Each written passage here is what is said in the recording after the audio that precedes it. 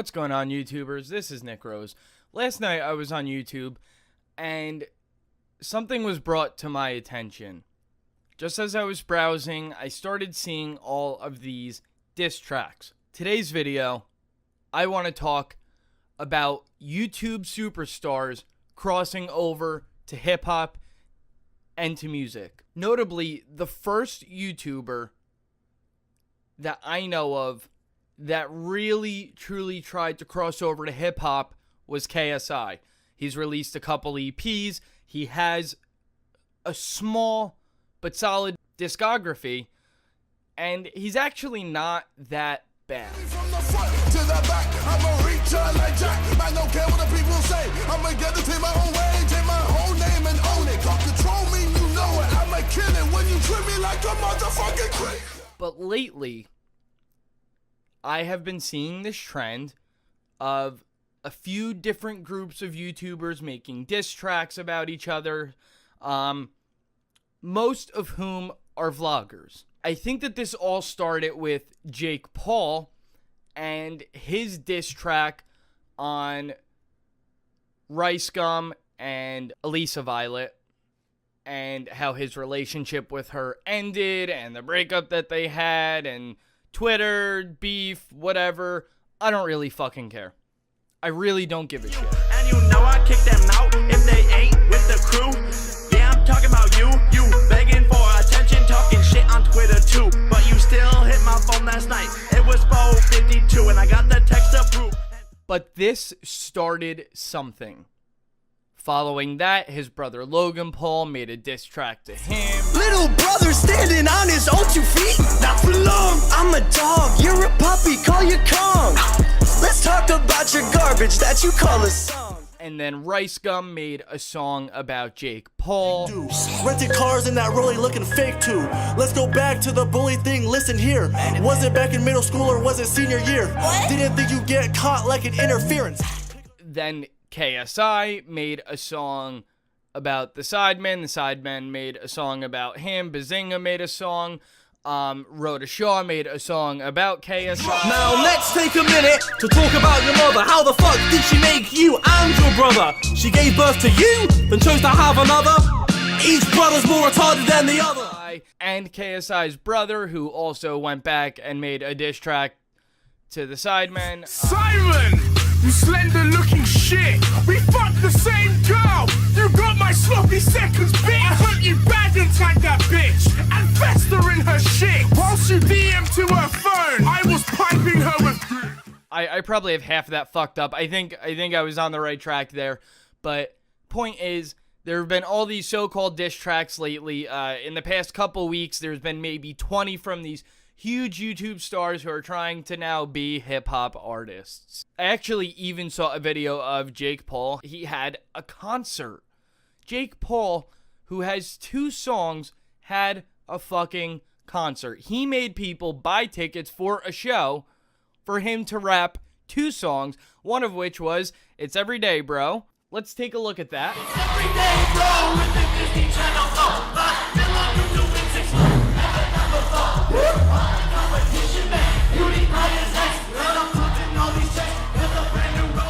As you can see, the song is awful. Now, hip-hop, in its rawest form, is not just a musical genre. Hip-hop is a culture. When hip-hop started, it was a predominantly black genre that had a certain aesthetic to it, that had a certain culture behind it, and a certain meaning. Over the past couple decades, really ever since Eminem broke into hip-hop, white rappers have come out, which I believe is okay. I don't think that it's necessarily appropriation of black culture. Things change over time, but there is still a certain culture to hip-hop. There's usually a toughness that goes along with it, and if not, then the artist is making up for that with maybe a comedic approach, or however they would like to take it. But one thing I have truly come to realize in the past few weeks with all these so-called diss tracks coming out is that talent on YouTube, talent for making videos, does not necessarily translate to a talent to making music. Just like how someone may be able to paint beautifully, but it does not mean that they can go and do a tattoo, because that is a different medium. Yes, it is art, but it is not the same. A tattoo machine and a paintbrush are very, very different. They have a different feel. And that is the same thing with these YouTube stars, some of which are very big. KSI has 16 million subscribers. Ricegum just hit 7 million subscribers. These guys are not, and I repeat, not bringing anything to the table. They don't really have any real affinity for music. They don't understand music.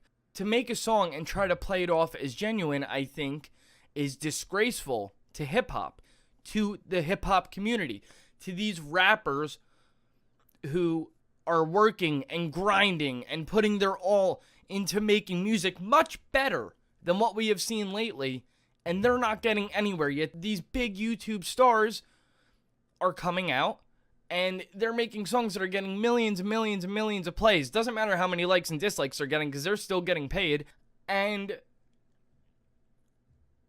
they're not taking it seriously. Music to them is a joke. It's a way to get views on YouTube, and I don't think that is the right approach to have when you start doing music. As I mentioned earlier, hip-hop has always been predominantly black, and as I also said, there is a certain culture that goes along with it.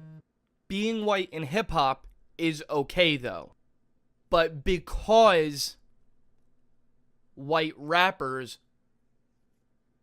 don't have your typical hip-hop aesthetic to their personas, they usually need to make up for it with something else. For instance, lyrical ability.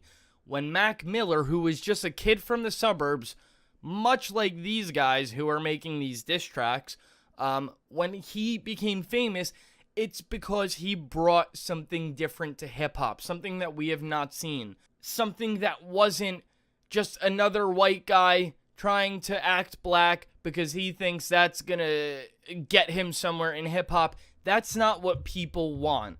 And don't paint me as a racist for that statement, because that is the farthest thing from what I am, but it certainly is the truth. So when Mac first came into the limelight, we saw something different from Mac. We saw a part of hip-hop that has never truly been explored. He wasn't goofy. He rapped in a serious way, but in a fun way. He was lyrically capable. As his career progressed, we saw different sides of Mac Miller. We saw a darker side, but he has always been lyrical. Chris Webby had that 6-minute freestyle, which really is what made him famous, and he was lyrical. These guys, Jake Paul, Ricegum, Bazinga, Tanner Fox, who made a song which was maybe a little bit better than some of the other guys, but what I'm saying is that these guys don't have lyrical ability. They don't have an aesthetic to them that is meaningful or different. They bring nothing to the table. So why are they doing hip-hop? I think we have already answered that question, and that is because this is something for views. I would put money on it that most of these beefs and diss tracks are fake.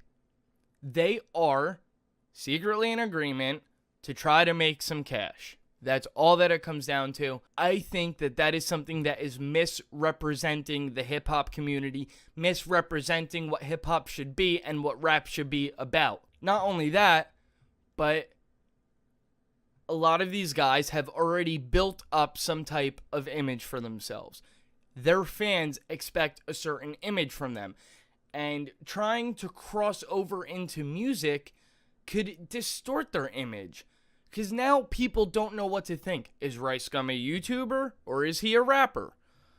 I think, given some time, in the long run, this will blow up in their faces. These diss tracks are fucking awful. They're bad. They have this. Granted, a lot of them have good beats, but they're bad. really, really, really, really bad songs. Donald Glover, aka Childish Gambino, is one of the few artists in general to ever have real crossover success. Him as Childish Gambino is huge. He's an amazing hip-hop artist, but he's also an actor. He made his TV show this year called Atlanta. Atlanta was faced with amazing critical success and reviews, and he has officially and successfully crossed over. But that is something that was preordained. That is something that he has always wanted to do. He's also a comedian, which is just amazing. He's a jack of all trades. And my point is that this is something rare that not everybody can do. And this is something that he takes seriously. This is something that he has put his all into. He put his all into hip-hop. He put his all into acting. He put his all into his stand-up comedy. Unless you have that real talent, and unless you have always had that dream to do both, they should be left separate. These YouTubers are ruining hip-hop.